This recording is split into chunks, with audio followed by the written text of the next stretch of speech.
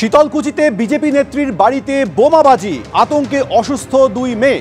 তৃণমূলের বিজয় মিছিল থেকে বিজেপি নেত্রীর বাড়িতে বোমাবাজি হয় বলে অভিযোগ এবং সেই বোমাবাজির পর অসুস্থ হয়ে পড়ে দুই মেয়ে।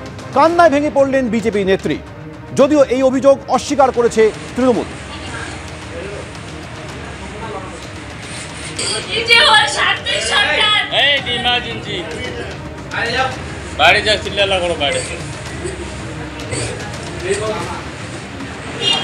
কই গেল আরেকজন ছিল, ওনাকে নিয়ে যান তো,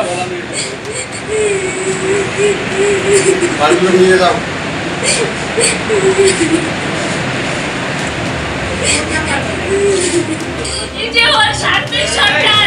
ইমার্জেন্সি বাড়ি যা চিল্লা করো, বাড়ি কই গেল আরেকজন ছিল, ওনাকে নিয়ে যান তো।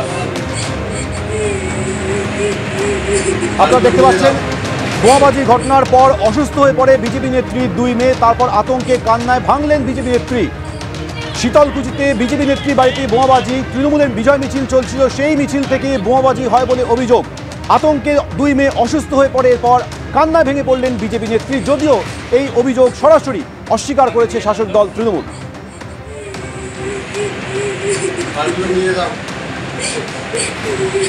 শীতলকুচিতে বিজেপি নেত্রী বাড়িতে বোমাবাজি হয়েছে। লোকসভা ভোটে জয়ের পর তৃণমূলের তরফে বিজয় মিছিল করা হচ্ছিল, আর অভিযোগ সেই বিজয় মিছিল থেকেই বিজেপি নেত্রীর বাড়িতে বোমাবাজি হয় বলে অভিযোগ এবং সেই বোমাবাজির ঘটনার পর আতঙ্কে অসুস্থ হয়ে পড়ে দুই মেয়ে। কান্নায় ভেঙে পড়লেন বিজেপি নেত্রী, যদিও এই বোমাবাজির যে অভিযোগ উঠছে তৃণমূলের বিরুদ্ধে তা সরাসরি খারিজ করে দিয়েছে শাসক দল। আমাদের সঙ্গে এই মুহূর্তে রয়েছে আমাদের প্রতিনিধি শুভেন্দু ভট্টাচার্য। শুভেন্দু, বিস্তারিত তোমার কাছ থেকে জানতে চাইব এবং একই সঙ্গে এটাও জানতে চাইব কি কারণে হামলা, পুলিশে কি কোনো অভিযোগ দায়ের হয়েছে? দেখো, প্রথমে বলে রাখি আজকে বিকেলের ঘটনা।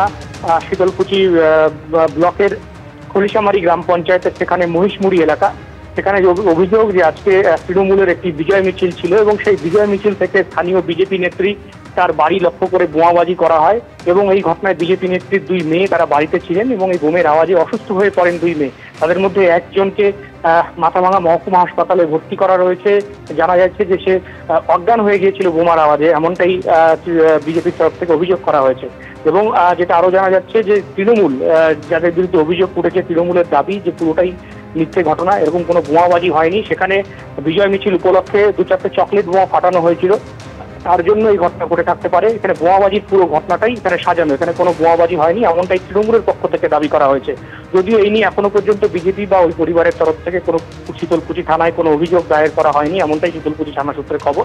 তবে ঘটনার পরেই চাঞ্চল্য ছড়িয়েছে। ইতিমধ্যেই অসুস্থ মেয়েকে তাকে কিন্তু মাথাভাঙা মহকুমা হাসপাতালে ভর্তি করা হয়েছে এবং পুরো ঘটনায় কিন্তু তৃণমূলের দিকে অভিযোগের আঙুল তুলেছে স্থানীয় বিজেপি নেতৃত্ব। শুভেন্দু, তুমি আমাদের সঙ্গে থাকো। অর্থাৎ তৃণমূলের তরফ থেকে তাদের বিরুদ্ধে ওঠা অভিযোগ যেমন খারিজ করে দেওয়া হয়েছে, একই সঙ্গে তৃণমূল পাল্টা দাবি করছে বাড়ির সামনে বোমা পড়ে থাকতে পারে, এটা সাজানো ঘটনা হতে পারে, কিন্তু তাদের বিরুদ্ধে যে অভিযোগ উঠছে সেটা মিথ্যা বলে তারা দাবি করছে।